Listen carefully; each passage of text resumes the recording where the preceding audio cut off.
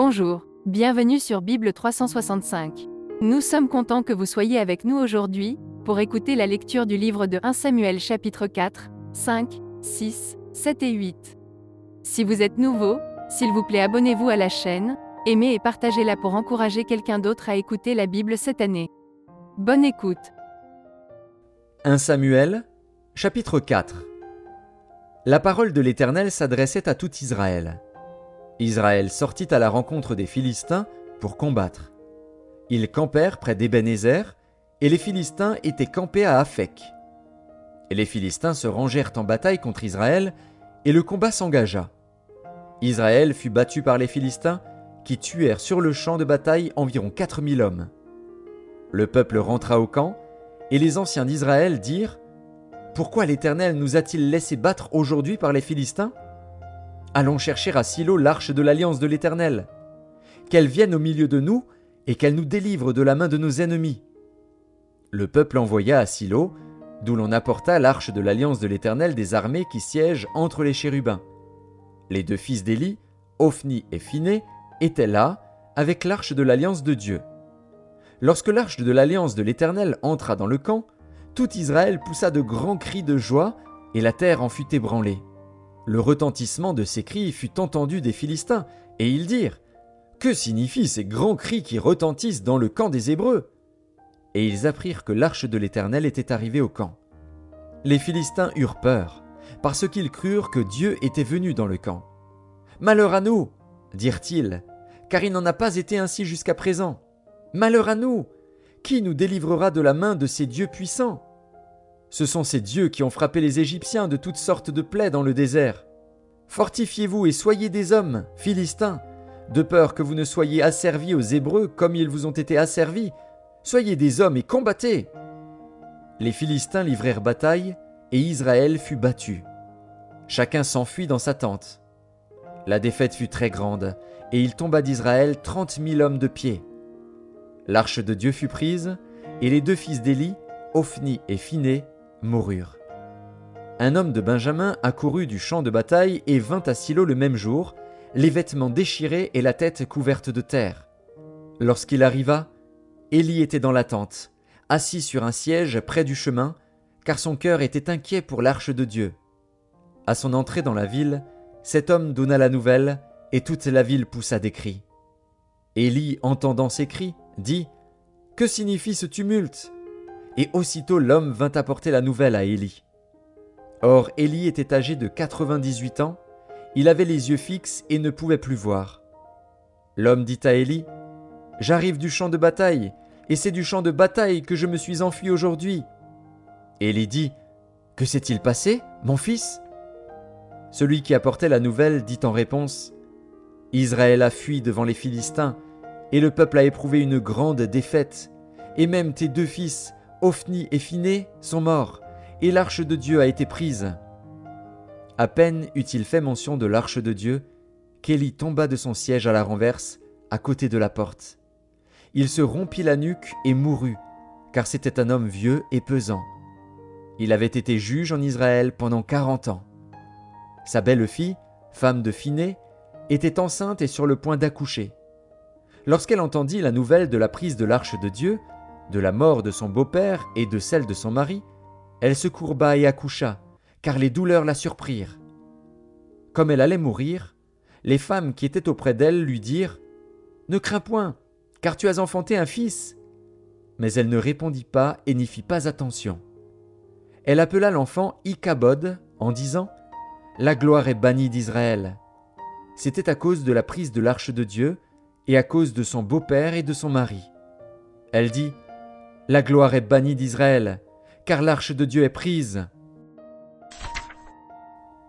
1 Samuel, chapitre 5. Les Philistins prirent l'arche de Dieu, et ils la transportèrent d'Ébénézer à Asdod. Après s'être emparés de l'arche de Dieu, les Philistins la firent entrer dans la maison de Dagon et la placèrent à côté de Dagon. Le lendemain, les Asdodiens, qui s'étaient levés de bon matin, trouvèrent Dagon étendu la face contre terre, devant l'arche de l'Éternel. Ils prirent Dagon et le remirent à sa place. Le lendemain encore, s'étant levés de bon matin, ils trouvèrent Dagon étendu la face contre terre, devant l'arche de l'Éternel. La tête de Dagon et ses 2 mains étaient abattues sur le seuil, et il ne lui restait que le tronc. C'est pourquoi jusqu'à ce jour, les prêtres de Dagon et tous ceux qui entrent dans la maison de Dagon à Asdod ne marchent point sur le seuil. La main de l'Éternel s'appesantit sur les Asdodiens, et il mit la désolation parmi eux. Il les frappa d'hémorroïdes à Asdod et dans son territoire. Voyant qu'il en était ainsi, les gens d'Asdod dirent « L'arche du Dieu d'Israël ne restera pas chez nous, car il appesantit sa main sur nous et sur Dagon, notre Dieu. » Et ils firent chercher et assemblèrent auprès d'eux tous les princes des Philistins, et ils dirent « Que ferons-nous de l'arche du Dieu d'Israël » Les princes répondirent « Que l'on transporte à Gath l'arche du Dieu d'Israël. » Et l'on y transporta l'arche du Dieu d'Israël. Mais après qu'elle eut été transportée, la main de l'Éternel fut sur la ville, et il y eut une très grande consternation. Il frappa les gens de la ville depuis le petit jusqu'au grand, et ils eurent une éruption d'hémorroïdes. Alors ils envoyèrent l'arche de Dieu à Écron. Lorsque l'arche de Dieu entra dans Écron, les Écroniens poussèrent des cris, en disant « On a transporté chez nous l'arche du Dieu d'Israël, pour nous faire mourir, nous et notre peuple. » Et ils firent chercher et assemblèrent tous les princes des Philistins, et ils dirent « Renvoyez l'arche du Dieu d'Israël, qu'elle retourne en son lieu, et qu'elle ne nous fasse pas mourir, nous et notre peuple. » Car il y avait dans toute la ville une terreur mortelle. La main de Dieu s'y appesantissait fortement. Les gens qui ne mouraient pas étaient frappés d'hémorroïdes, et les cris de la ville montaient jusqu'au ciel. 1 Samuel, chapitre 6. L'arche de l'Éternel fut 7 mois dans le pays des Philistins. Et les Philistins appelèrent les prêtres et les devins, et ils dirent « Que ferons-nous de l'arche de l'Éternel ? Faites-nous connaître de quelle manière nous devons la renvoyer en ce lieu. » Ils répondirent « Si vous renvoyez l'arche du Dieu d'Israël, ne la renvoyez point à vide, mais faites à Dieu un sacrifice de culpabilité. Alors vous guérirez, et vous saurez pourquoi sa main ne s'est pas retirée de dessus vous. » Les Philistins dirent « Quelle offrande lui ferons-nous » Ils répondirent « 5 tumeurs d'or et 5 souris d'or, d'après le nombre des princes des Philistins, car une même plaie a été sur vous tous et sur vos princes. Faites des figures de vos tumeurs et des figures de vos souris qui ravagent le pays, et donnez gloire au Dieu d'Israël. Peut-être cessera-t-il d'appesantir sa main sur vous, sur vos dieux et sur votre pays. Pourquoi endurciriez-vous votre cœur, comme les Égyptiens et Pharaon ont endurci leur cœur? N'exerça-t-il pas ses châtiments sur eux, et ne laissèrent-ils pas alors partir les enfants d'Israël? Maintenant, faites un char tout neuf, et prenez 2 vaches qui allaitent et qui n'aient point porté le joug. Attelez les vaches au char, et ramenez à la maison leurs petits qui sont derrière elles. Vous prendrez l'arche de l'Éternel, et vous la mettrez sur le char. Vous placerez à côté d'elle, dans un coffre, les objets d'or que vous donnez à l'Éternel en offrande pour le péché. Puis vous la renverrez, et elle partira. Suivez-la du regard. Si elle monte par le chemin de sa frontière vers Beth-Shemesh, c'est l'Éternel qui nous a fait ce grand mal.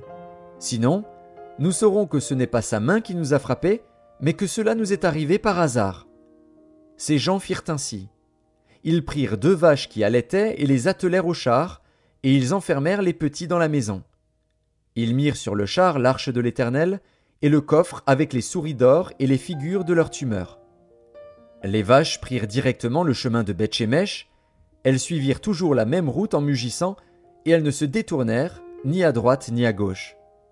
Les princes des Philistins allèrent derrière elles jusqu'à la frontière de Beth-Shemesh. Les habitants de Beth-Shemesh moissonnaient les blés dans la vallée, ils levèrent les yeux, aperçurent l'arche, et se réjouirent en la voyant. Le char arriva dans le champ de Josué de Beth-Shemesh et s'y arrêta. Il y avait là une grande pierre. On fendit le bois du char, et l'on offrit les vaches en holocauste à l'Éternel. Les Lévites descendirent l'arche de l'Éternel, et le coffre qui était à côté d'elle et qui contenait les objets d'or. Et ils posèrent le tout sur la grande pierre.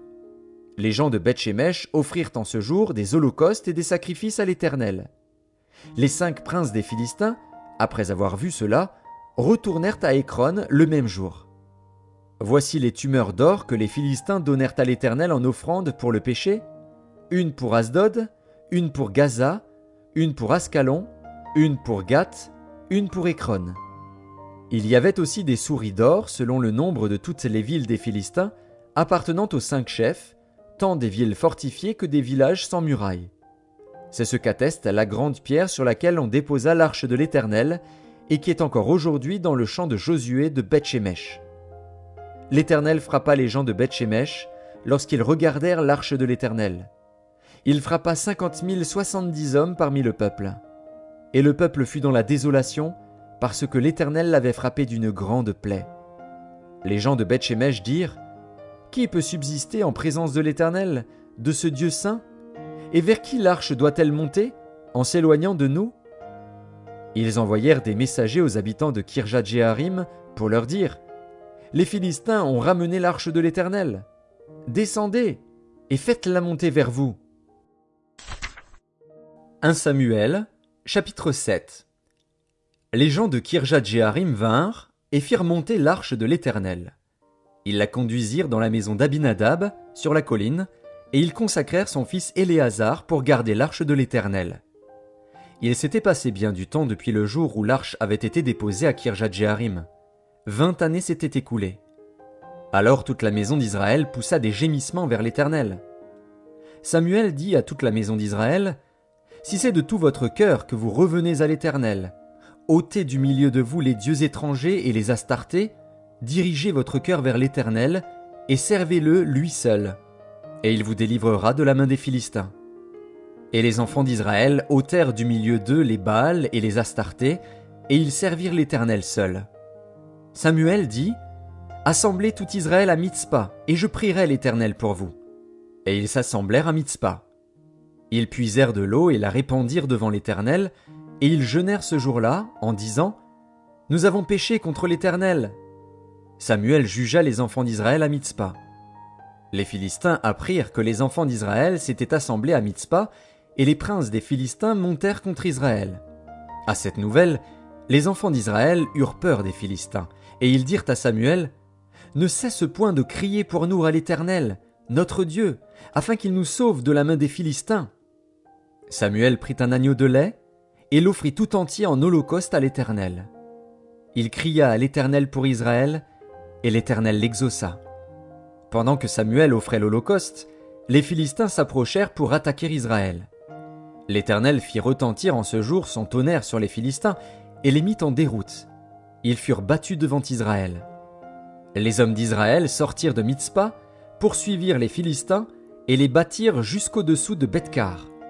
Samuel prit une pierre qu'il plaça entre Mitzpa et Shen, et il l'appela du nom d'Ébenézer en disant : Jusqu'ici l'Éternel nous a secourus.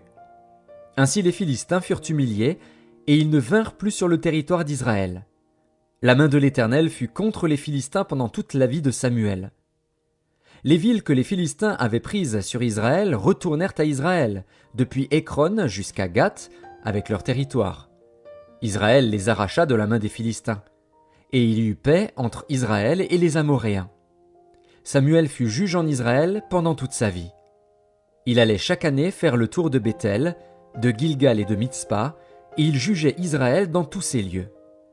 Puis il revenait à Rama, où était sa maison. Et là il jugeait Israël, et il y bâtit un autel à l'Éternel. 1 Samuel, chapitre 8. Lorsque Samuel devint vieux, il établit ses fils juges sur Israël. Son fils premier-né se nommait Joël, et le second Abijah. Ils étaient juges à Beer-Shéba. Les fils de Samuel ne marchèrent point sur ses traces. Ils se livraient à la cupidité, recevaient des présents et violaient la justice. Tous les anciens d'Israël s'assemblèrent et vinrent auprès de Samuel à Rama.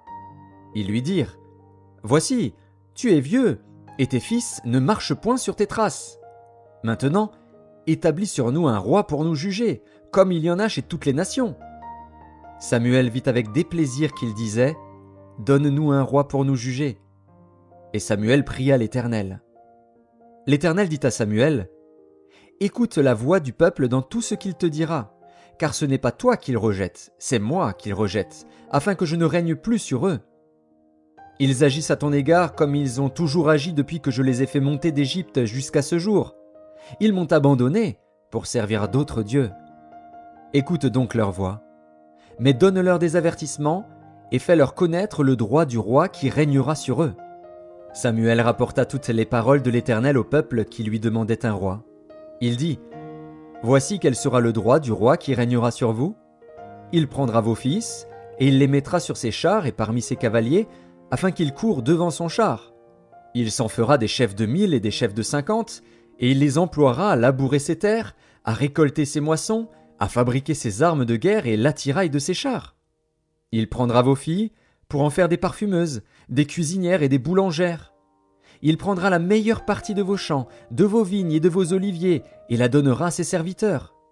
Il prendra la dîme du produit de vos semences et de vos vignes, et la donnera à ses serviteurs.